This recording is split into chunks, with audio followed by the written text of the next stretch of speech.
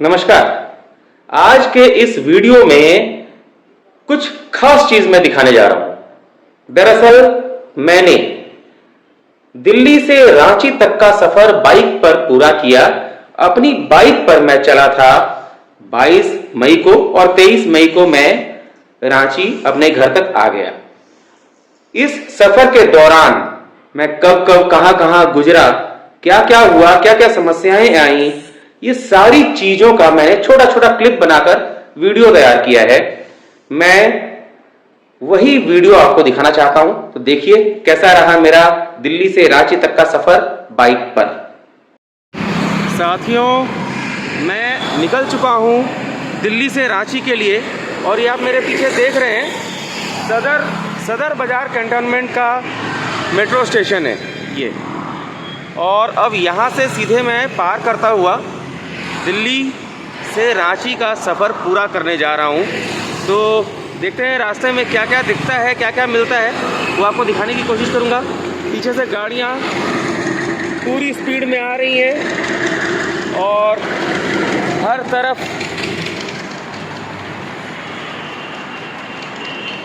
दिल्ली की सड़कों पर गाड़ियों का दौड़ना शुरू हो चुका है। सुबह का समय है और अब चलते हैं आगे, मिलते रहेंगे। और हाँ, एक बहुत बड़ी बात बताना तो मैं भूल ही गया। मैं दिल्ली से जो रांची का सफ़र तय कर रहा हूँ, दिल्ली से रांची आ रहा हूँ, वो किसी बस, ट्रेन या कार में नहीं बल्कि अपनी बाइक पर आ रहा हूँ। ये देखिए, इस बाइक पर मैंने सामान बांध रखा है और बाइक से मैं आ रहा हूँ दिल्ली से रांची का सफ़र पूरा करते हुए। मिलते हैं आगे। और अभी मैं पार कर रहा हूँ दिल्ली एयरपोर्ट यानी पालम हवाई अड्डे के पास का इलाका। ये उसके पास का इलाका का नज़ारा है, ये आप देख सकते हैं। जो पीछे का एरिया है वो दिल्ली एयरपोर्ट है, पालम एयरपोर्ट। और अब यहाँ वो देखिए, आपको हवाई जहाज़ दिखेगा जाता हुआ। तो अब पालम एयरपोर्ट के पास मैं पहुँच चुका हूँ और यहाँ से आगे का सफ़र चालू रहेगा। मिलते हैं बीच बीच में, जब जब अवसर मिलेगा मैं आप लोगों को दिखाता रहूँगा मेरी बाइक और सामान के साथ पीछे सड़क का नज़ारा। चलिए मिलते हैं आगे। अब कहाँ मौका मिलेगा वो देखते हैं। अब मैं नेहरू प्लेस पार कर चुका हूँ, दिल्ली का नेहरू प्लेस पार हो चुका है और मैं खड़ा हूँ प्राचीन भैरव मंदिर के पास। यहीं पर माता कालका के भी दर्शन होते हैं। और ये जो इलाका है, इधर जो आप देख रहे हैं रास्ता, ये लोटस टेम्पल जाने का और माँ कालका के मंदिर जाने का मार्ग है। और ये प्राचीन भैरव मंदिर है। अब यहाँ से मैं चलूँगा सीधे आगे बढ़ते हुए अपने सफ़र के रास्ते में, अपने सफ़र को पूरा करने के लिए।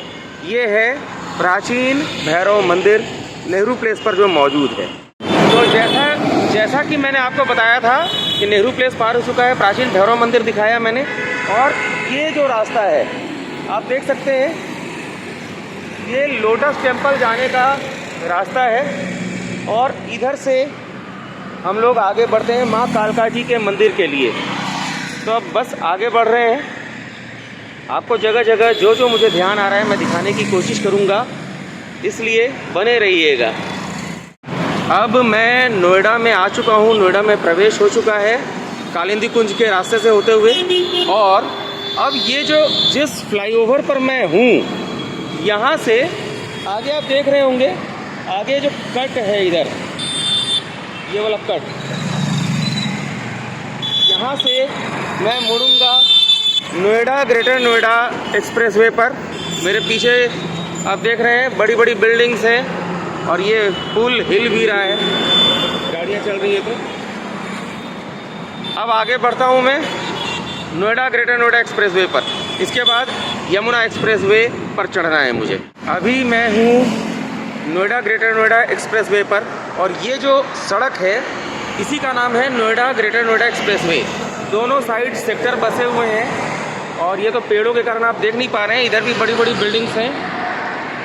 ये सारा नोएडा ग्रेटर नोएडा एक्सप्रेसवे के किनारे की बसावट है। चलिए बढ़ते हैं आगे। ये लगातार मैं आगे बढ़ता हुआ नोएडा ग्रेटर नोएडा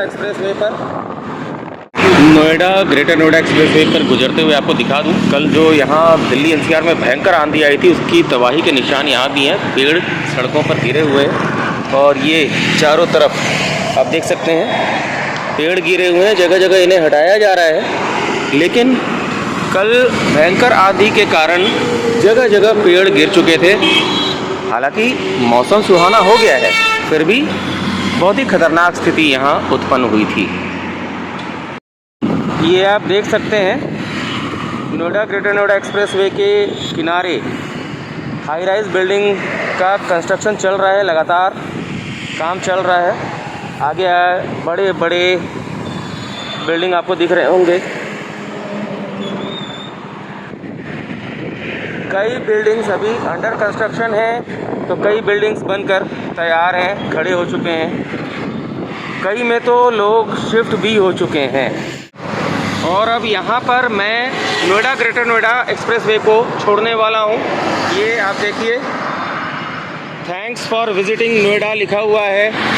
और यहाँ से अब मैं आगे बढ़ूँगा यमुना एक्सप्रेसवे के लिए।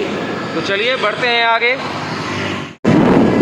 और ये अब टोल रोड यहाँ से प्रारंभ होने वाला है।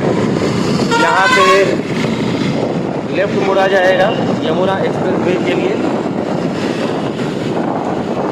ये बगल में मेट्रो लाइन चल रही है। कल की आंधी और बारिश के कारण सड़क पर पानी भी है जगह जगह।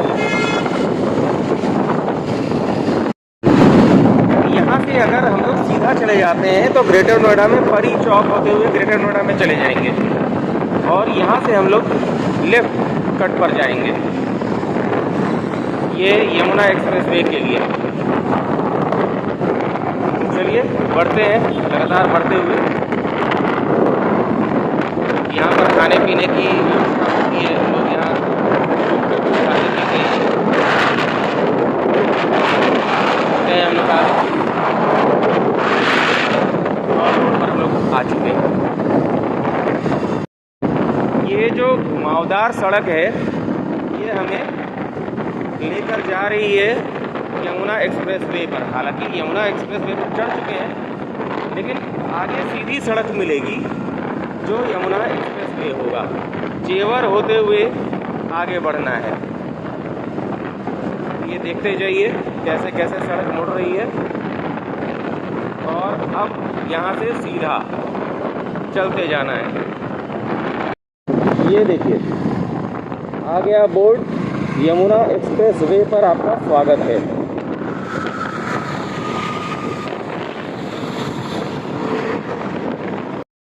और अब हम लोग लगातार चलते चले जा रहे हैं यमुना एक्सप्रेसवे पर तेज़ी से। हम लोग मतलब मैं, हमारी बाइक और आप सभी।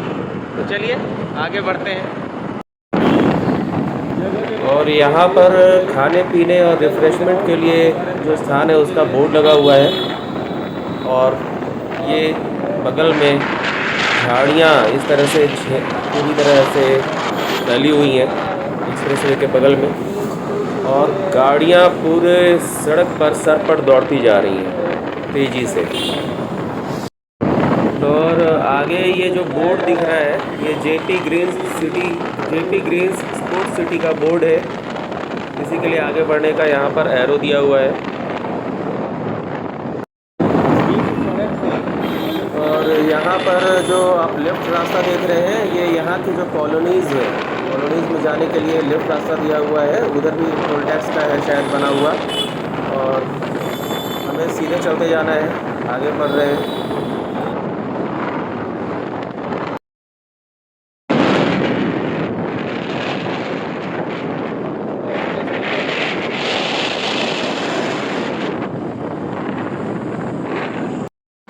यमुना एक्सप्रेसवे पर लड्डू गोपाल के दर्शन कराता हूँ।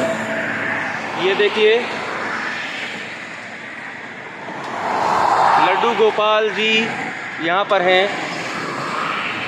मुरली बजाते हुए अपनी मनमोहक मुद्रा में। तो चलिए अब यमुना एक्सप्रेसवे पर आगे का सफ़र तय करते हैं। और यहाँ बड़ी बड़ी बिल्डिंग आप देख सकते हैं यमुना एक्सप्रेसवे के किनारे। बड़ी बड़ी हाई राइज बिल्डिंग्स बन गई हैं, लेकिन शायद इनको ख़रीदार नहीं मिल रहे हैं। अधिकांश फ्लैट अभी भी खाली ही दिख रहे हैं। और वैसे भी दिल्ली से काफ़ी दूर हो जाता है ये इलाका, इसलिए हो सकता है लोगों का रुझान अभी उतना बना ना हो। अब हम लोग आ चुके हैं जेवर टोल प्लाजा के पास, और यहाँ पर देखिए बाइक का भी टोल लगता है। मतलब लगभग 250 के आसपास हमारी बाइक का टोल लगने वाला है। बढ़ते हैं आगे। अब ये सामने टोल प्लाज़ा है, टोल गेट। हमें जानकारी नहीं है कि यहाँ पर जैसे कार वगैरह के लिए, बड़ी गाड़ियों के लिए तो फास्टैग होता है, बाइक के लिए क्या व्यवस्था है वो तो वहाँ चलकर ही पता चलेगा। तो चलते हैं आगे, जैसा होगा आपको जानकारी देंगे। तो जेवर टोल टैक्स हमने पार कर लिया है। जैसा कि आपको बताया था कि यहाँ पर भी बाइक का भी टोल लगता है, टोल टैक्स लगता है। यहाँ पर 70 रुपये लिए गए हैं, आगे शायद 90 रुपये लगेगा। मतलब कुल मिला के 245 रुपये टोल टैक्स लगेंगे। यहीं पर इन्होंने कहा कि यहीं पर पूरा टोल टैक्स कटवा लो, आगे पर्ची दिखा देना। फिर मैंने पूछा कि आगे दिक्कत तो नहीं होगी, तो इन्होंने कहा कि भाई आप यहीं का कटवा लो। तो 70 रुपये का टोल टैक्स यहाँ लगा है, आगे और भी टोल टैक्स लगेंगे बाइक के। तो साथियों देखिए यहाँ अब अगला टोल प्लाजा आ रहा है, और इसको भी हम लोग पार करेंगे। यमुना एक्सप्रेसवे का अगला टोल प्लाजा ये देखिए, टोल बूथ आ चुका है। अब यहाँ पर फिर से एक बार जेब काटी जाएगी जनता की, और इसमें भी हम लोग बाइक लेन के अनुसार किनारे से चलेंगे।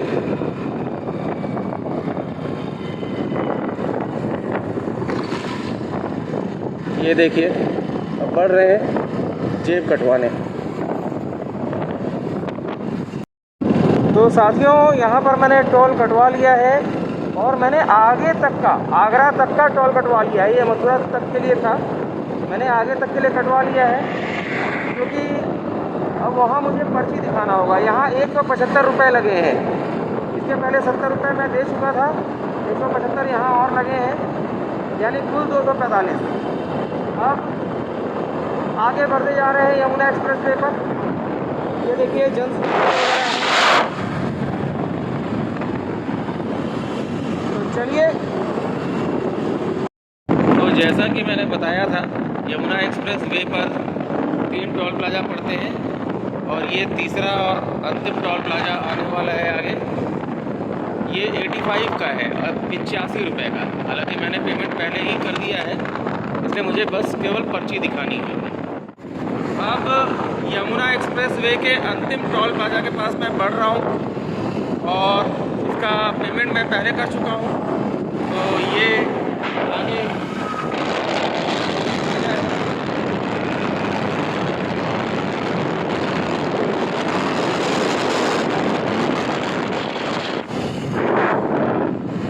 चलिए बढ़ते हैं आगे।